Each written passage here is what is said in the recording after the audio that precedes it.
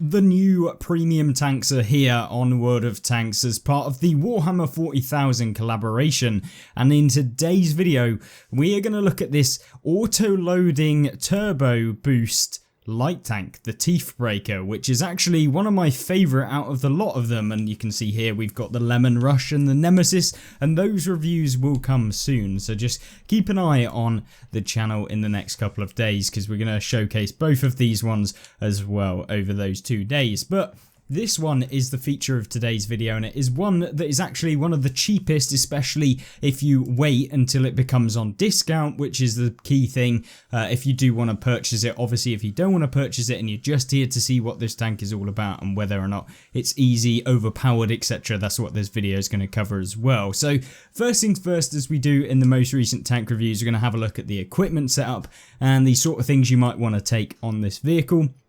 Essentially, it is a tier 9 light tank that looks very much like an STB, and it has the armour of not an STB, although it's not awful, and you can bounce a few rounds due to the well-angled armour, but the upper plate is pretty weak and you can get penned by most things. And you do have a cupola on the or a vision block for the gunner, I guess, at the front of the or the driver even of the tank as well, so you can get penned there.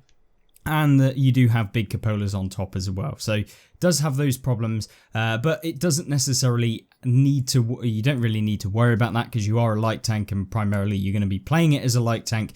And boy oh boy is this thing fast. Now it says 62 kilometers an hour on the actual tank, but it doesn't just go 62 kilometers an hour, it can go much faster, and that's because it has the turbo mechanic that you see on things like the Polish mediums, like the CS63. Now this tank can go up to 75 kilometers an hour, and you can go above that if you've got some of the speed boost equipment that you could put on this vehicle. Whether or not you choose to do that, I don't know. We haven't gone with that, and in fact we've gone with the key thing that is advanced optics, advanced concealment and improved ventilation for the spotting build on this tank, as well as being able to remain undetected and essentially scurry around the map and catch people off guard. And that's really what this tank is all about, because of the main armament that this tank gets. Now it looks like, why have I got 216 pen with 80 damage? And then you look at the rate of fire, 41.29 rounds a minute, meaning that you've got 3,300 DPM, which is very good for a tier 9 light tank.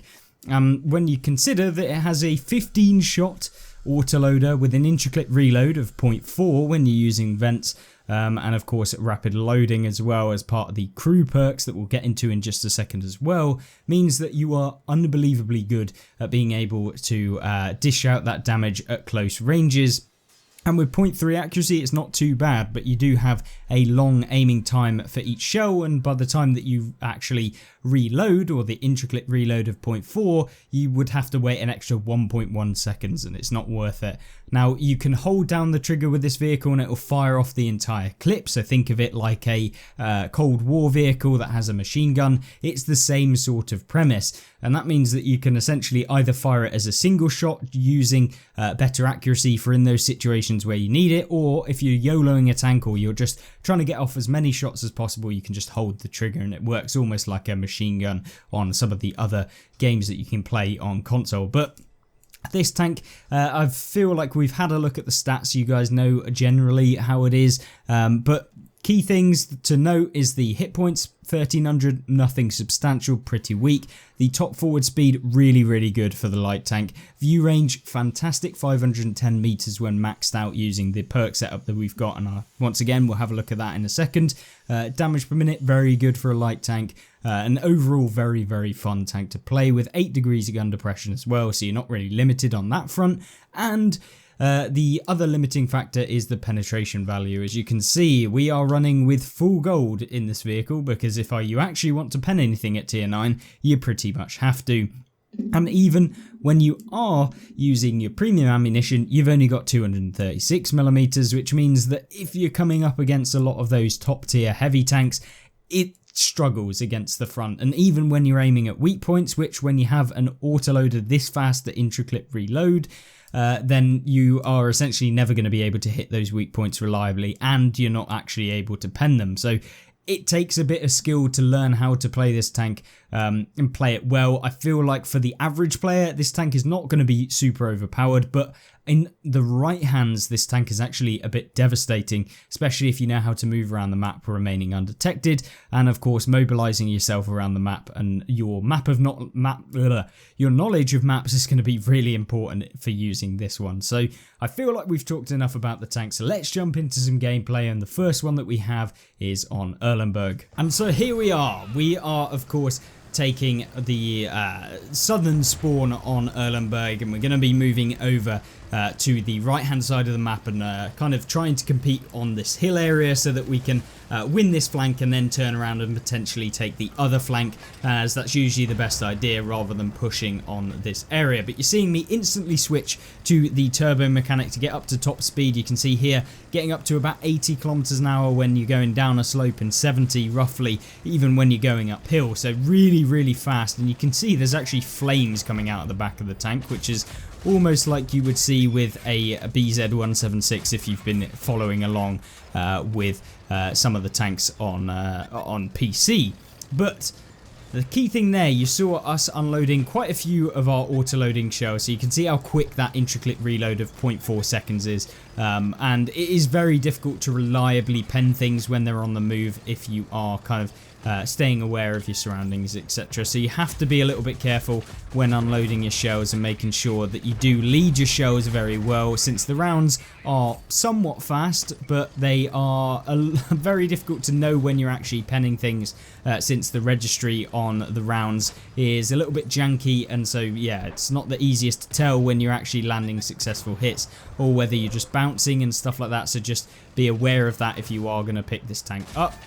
You can see here we're trying to lead the shells here, but once again very difficult to know, but so far I picked up 770 damage with taking just one shell, which is not the best, but I mean, I'll take it from the trade. The potential damage that you can deal in one clip, I believe, is somewhere in the region of about 1200 damage, which is really nice for a tier 9 light tank. If you can get around the side of some of the heavies at the end of the game, you can quite easily remove the majority of their hit points since you do have that good penetration. You can see us here. This is the difficulty with coming up against long opponents at long range, since, yeah, once again, you just can't reliably get damage on them at long range, since yeah, you can't really tell. And I mean, you'll get used to it, and I certainly got used to playing this tank as we went through a couple of the games.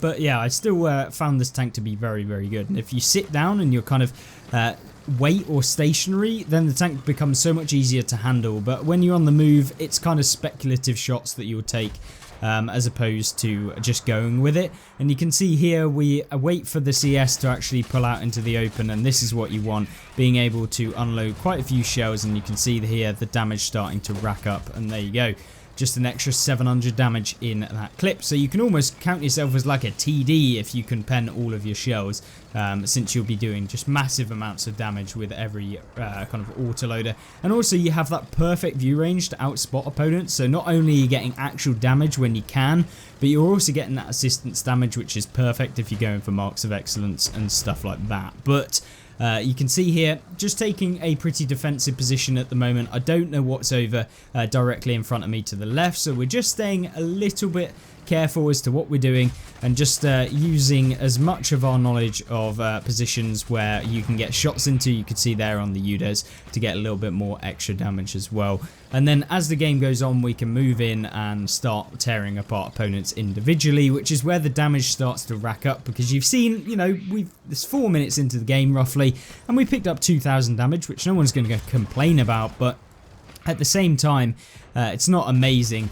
And you can see here we're just trying to get some shells into this UDES. We unload the full clip trying to see if we could actually get some more, but we only managed to pen like, what, 2 out of that entire clip, so not particularly great. But at this point I decide it's time to YOLO towards this Astron Rex, get him out of the game, and we use and switch to the turbo mode, which is what you want to be doing right before you actually get there. You don't have to stop or anything when you're using this tank and switching between the modes, which seems a little bit OP in my opinion, like some of the other mediums with this boost mechanic. You have to stop, and therefore you can then switch between the 2 modes. This one you don't have to do that.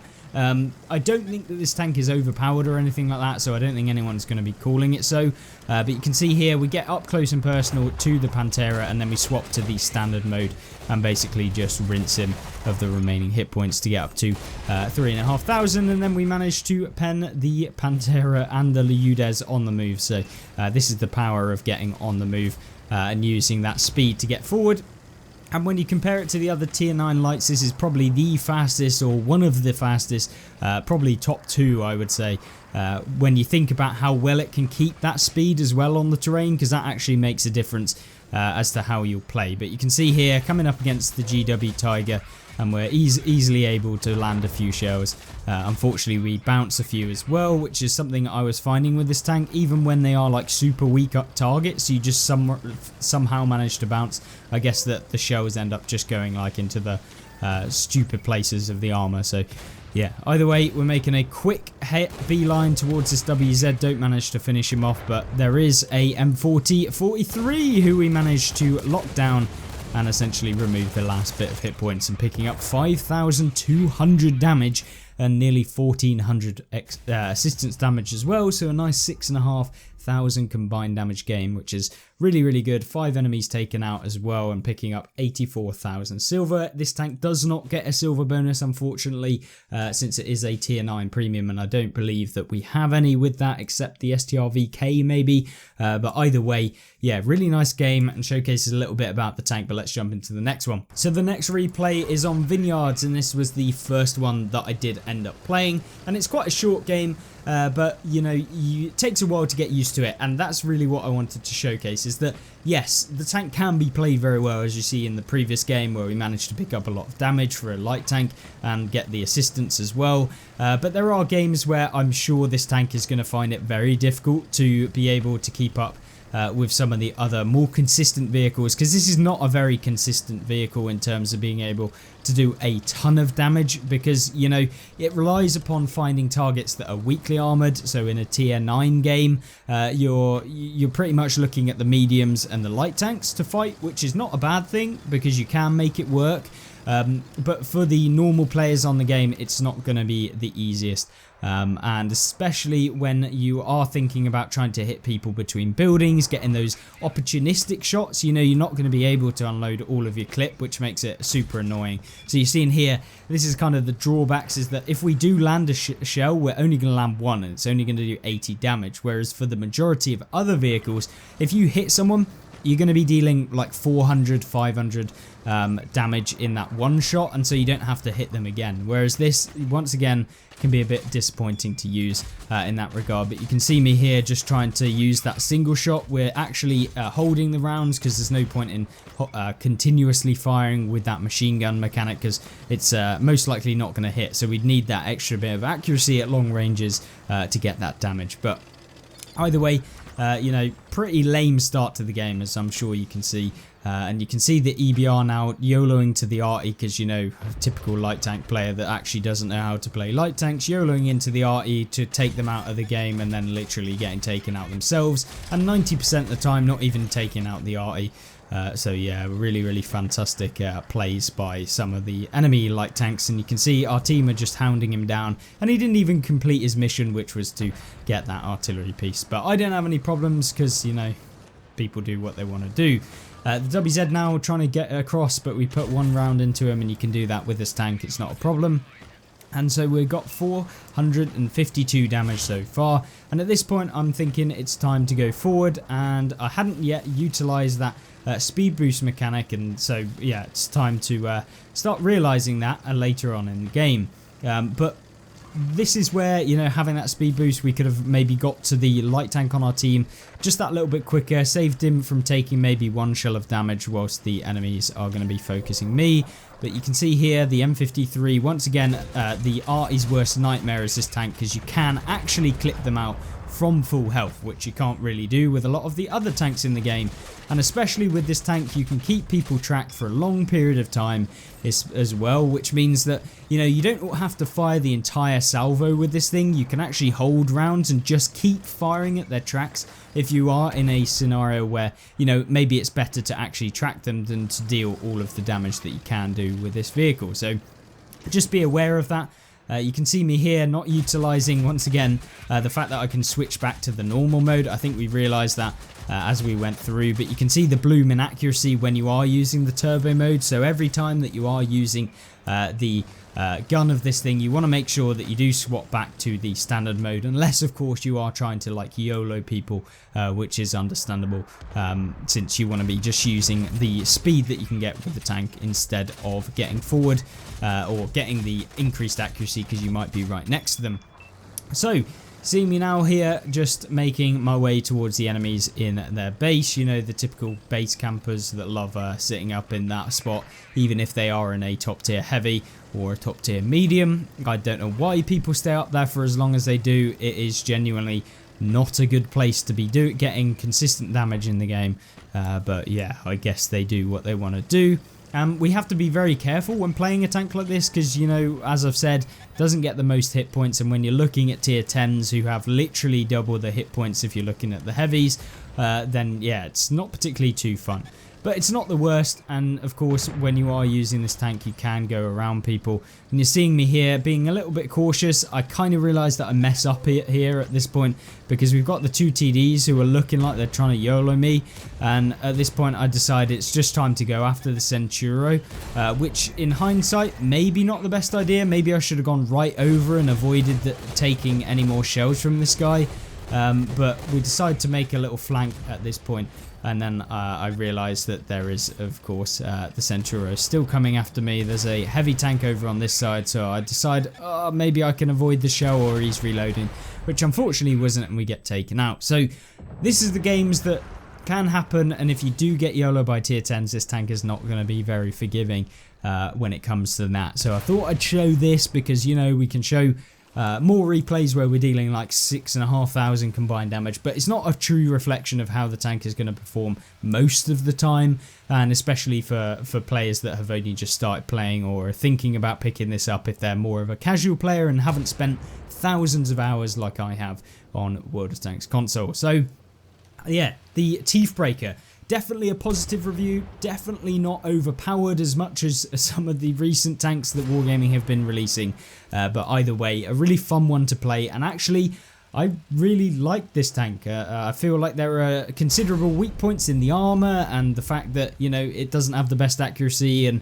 you know, you have to be quite situational with getting around people to really get the damage per minute of the vehicle. So yeah, overall I think it's a pretty good tank, and I'm happy with how Wargaming made this one, as I was a little bit hesitant when I first saw it. But either way, hopefully you guys did enjoy today's video, but don't forget there is the Lemon Rust coming tomorrow, and then we'll look at the E100 Tank Destroyer in the day after that. So hopefully you did enjoy. Once again, make sure to like the video, and thank you all once again for reaching 15,000 subs at this point. So yeah, what a crazy achievement that has been, and I can't thank you guys enough. So there will be a giveaway coming soon, so stay tuned because we are going to be having a look at that. But in other news, I will hopefully see you tomorrow in that Lemon Rust review. Thank you, and I'll see you in the next one. Goodbye.